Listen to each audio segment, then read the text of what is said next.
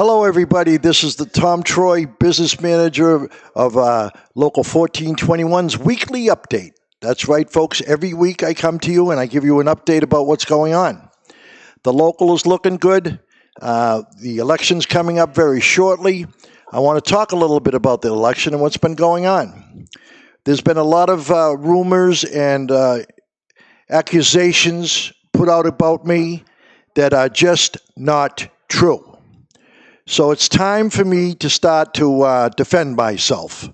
And unfortunately, I got a lot to defend myself about. I'm being accused of all kinds of things, and they're just not true. And I'm going to prove what my opponent is a liar, okay? And I have one way of proving it that's really going to hit the notch.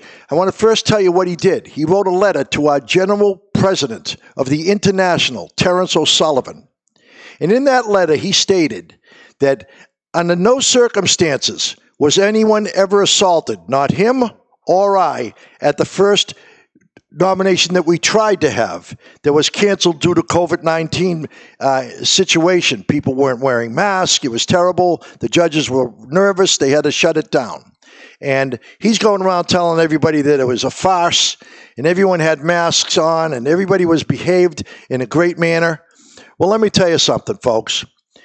During this nomination, this is the first lie he said. No one was assaulted. Well, I'm going to show you a film right now that's going to describe what's going on with it to show that this man is an outright liar, and you can't believe anything he's saying right now. He's stretching the truth, trying to make himself be a winner because he has nothing else to run on. It's time for me to defend myself. And I'm going to do it with facts. Take a look at this. Here we are walking after the nomination has got canceled. You see people with masks on. Some do, some don't. We're walking out. All of a sudden, here comes Mr. Hanley. He's walking out. He's turning around. He's yelling at me. He starts to walk away. I probably yelled something back at him. There he is there. He turns around, he starts to come back. When he comes back, he chest bumps me. Then he shoves me. Okay, now everybody jumps in because now I say, okay, I can defend myself now. Let's go. And everyone jumps in and they're trying to break it up. While this is going on, his thugs that are with him all of a sudden decide they're going to get in the middle of this thing, a third party, someone that I wasn't arguing with. Comes from the side. And as you watch the film, watch very closely to the right-hand side of the film. You'll see me turn around, and I spit on the ground. Then I turn back. And as this is going on, boom, I get shoved. I hit my head on the fence post. The fence post even slides back. I ended up with a concussion and a broken tailbone. But nobody was assaulted. Well, it's about time you know the truth. I was assaulted. I didn't go to the police. I didn't go and have him thrown out of the being able to even run for election, which I could have done. Okay? Assault and battery on an officer is uncalled for, it's unwanted, and it's unprofessional. Are these the people we want to run the local? Do I have to stoop myself this low to show a video to defend myself? Well, I'll tell you something. A picture speaks 1,000 words. It's louder than 1,000 words. You see it for yourself, folks. I couldn't doctor that up. I didn't make that up. That was filmed. And it was filmed by the building parking lot that we have surveillance for, so that we don't get our stuff stolen, okay? That's what it's for. I feel terrible I have to show these type of things, but I have to defend myself. He is making accusations that are so far off the wall, and I'm going to prove each and every one of them wrong. We're going to do some fact-checking here. He said we could be thrown out of our building that we lease in a day's notice. I welcome anybody to come to the local, and I will show you a 10-year lease that we have that was signed quite a while ago that shows that we have a 10-year lease. We don't have to pay any stuff like heat, electricity, any of that stuff. All free, included in the lease. Okay, we have the best lease around for the square footage we have and what we pay. People look at it and they say, oh my God, how'd you get that? Well, we did it by remodeling. And we spent some money remodeling because the place was a mess and it needed to be fixed up. So we went in there with our crews and we fixed it up. We painted, we remodeled, we built things. We fixed walls and tore up rugs and fixed everything and replaced stuff. And all the stuff, there was the responsibility of the person renting us the place, has been every month, which I can prove and I'll show you on paper. Every month we deduct a certain amount of money off the rent until it's paid back to us. So I didn't blow any money.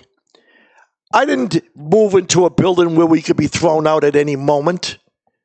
These are false accusations, and I will prove them all.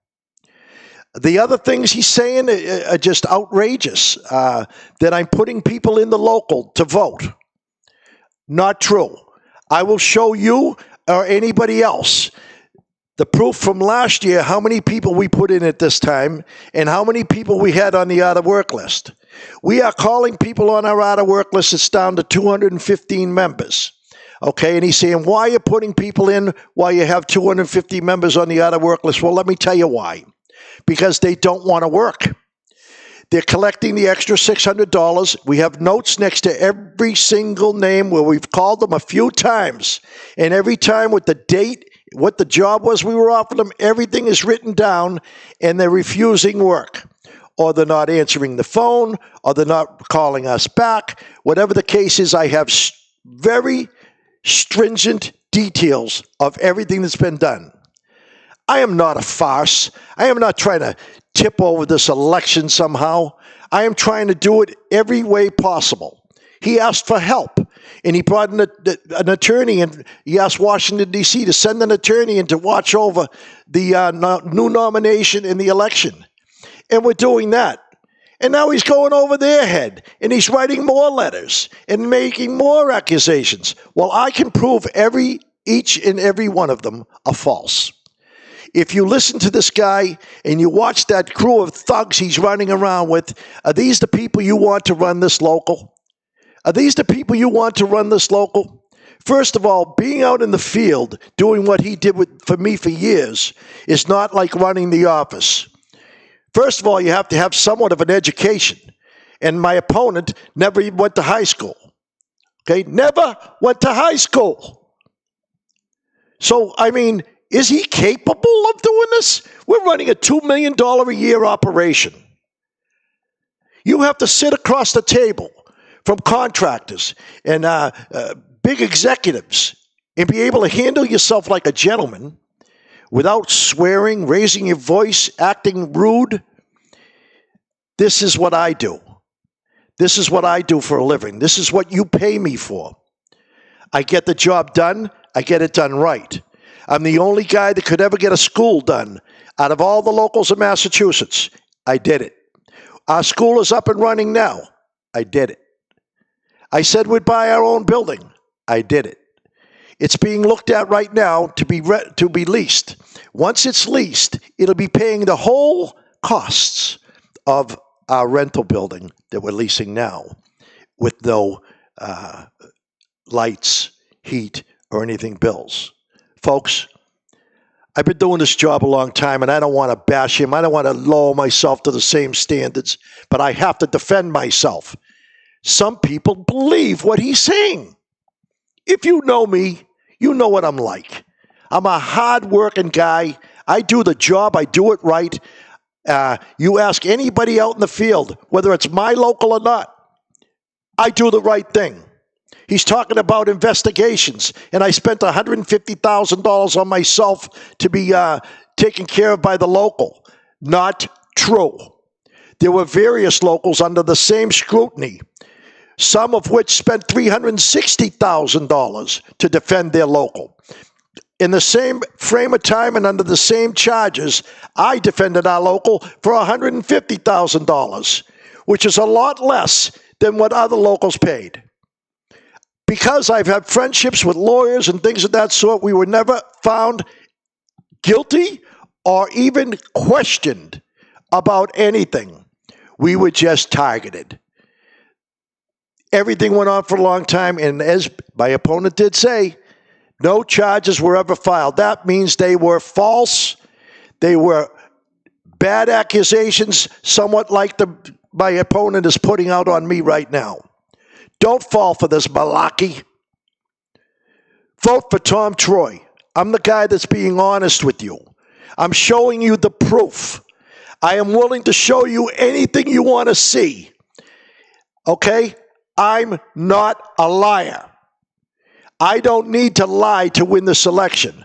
I will win with your vote, with integrity, with honor, and with dignity. I appreciate your vote. Please vote for me. I need your help. We do not need this to happen to our family, Local 1421. Stick with me. Let's go on in the future. Let's keep going the way we are.